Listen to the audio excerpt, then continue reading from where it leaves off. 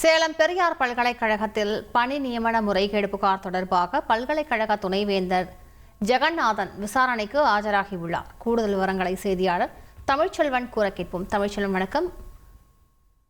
இது தொடர்பான முழு விவரங்களை பதிவு பண்ணுங்க.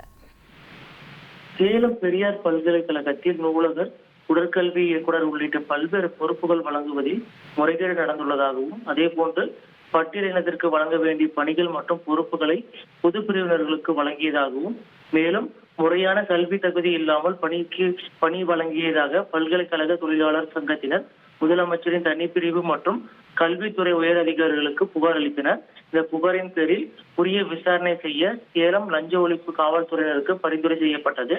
இந்த நிலையில் லஞ்ச ஒழிப்பு காவல்துறையினர் முதற்கட்டமாக பல்கலைக்கழக நூலகர் ஜெயபிரகாஷ், உடற்கல்வி இயக்குனர் வெங்கடாச்சலம் ஆகியோரிடம் 2 நாட்கள் விசாரணை மேற்கொண்ட நிலையில் இன்றைய தினம் பெரியார் பல்கலைக்கழக துணைவேந்தர் ஜெகநாதனிடம் விசாரணைக்காக அழைக்கப்பட்டு 1 மணி நேரமாக லஞ்ச ஒழிப்பு காவல்துறை அலுவலகத்தில் ஜெகநாதனிடம் விசாரணை மேற்கொள்ளப்பட்டது. இந்த விசாரணையில் பல்கலைக்கழக துணைவேந்தர் பணி நியமனம் தொடர்பாக விளக்கம் அளித்ததாகவும் கூறப்படுகிறது. குறிப்பாக இந்த 1 மணி நேரம் துருவி லஞ்ச ஒழிப்பு காவல்துறையினர் விசாரணை நடத்தியதாக தகவல் வெளியாகி இருக்கிறது. இது தொடர்பாக விசாரணையானது தொடர்ந்து நடைபெற்று வருகிறது. விரிவான விவரங்களுக்கு நன்றி தமிழ்ச்செல்வன். தந்தி டிவியை உங்கள் கேபிள் டிவி ஆபரேட்டரிடம் இலவசமாக கேட்டு பெறுங்கள்.